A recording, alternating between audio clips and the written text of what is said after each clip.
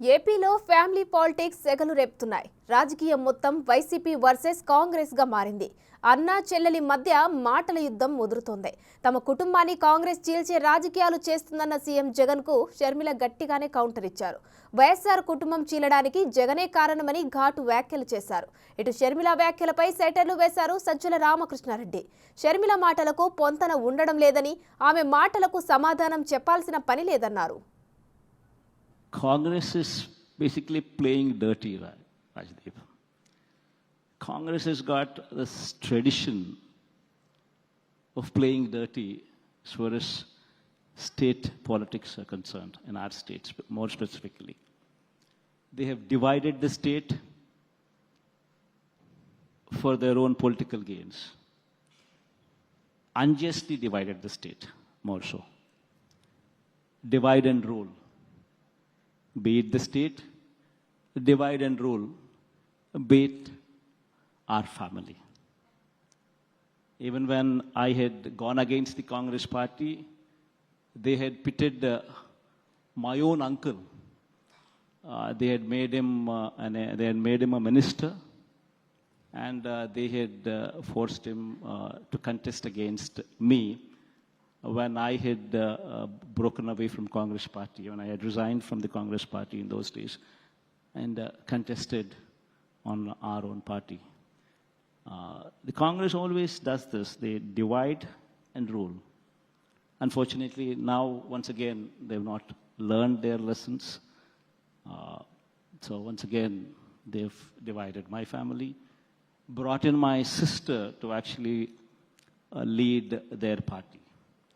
But unfortunately, what they do not understand is ultimately there is a greater power than the Congress party or any of the parties here. There's a God there.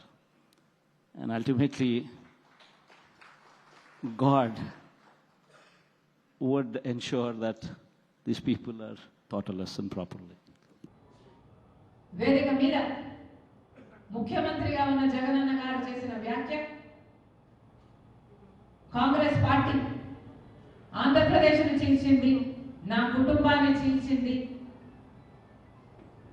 దేవుడే గుణపాఠం చెప్తాడు అని పెద్ద పెద్ద మాటలు మాట్లాడారు.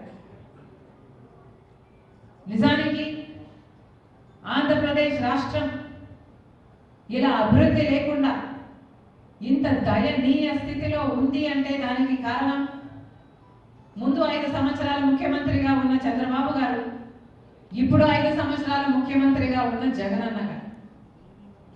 ఈరోజు రాజశేఖర రెడ్డి గారి కుటుంబం చీలింది అంటే అది చేతులారా చేసుకున్నది జగనన్న గారు.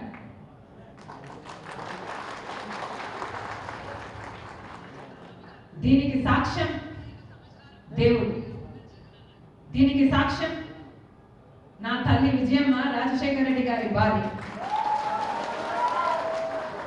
దీనికి సాక్ష్యం నా యావత్ కుటుంబం.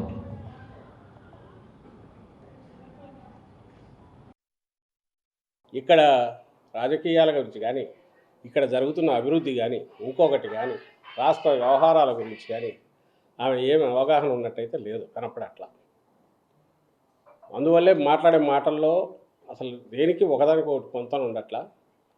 నా దృష్టిలో అయితే ఏదో ఎలక్ట్రీషియన్ కాంపిటీషన్ పిల్లలు ప్రిపేర్ అయి ఉంటారు, వాళ్ళకి ఆ సబ్జెక్ట్తో సంబంధం లేదు, ఎక్కడో తీసుకుంటారు, ప్రిపేర్ అవుతారు, ముక్కును పడతారు, బట్టి పెడతారు, పోయేసి దాన్ని డెలివరీ చేస్తారు.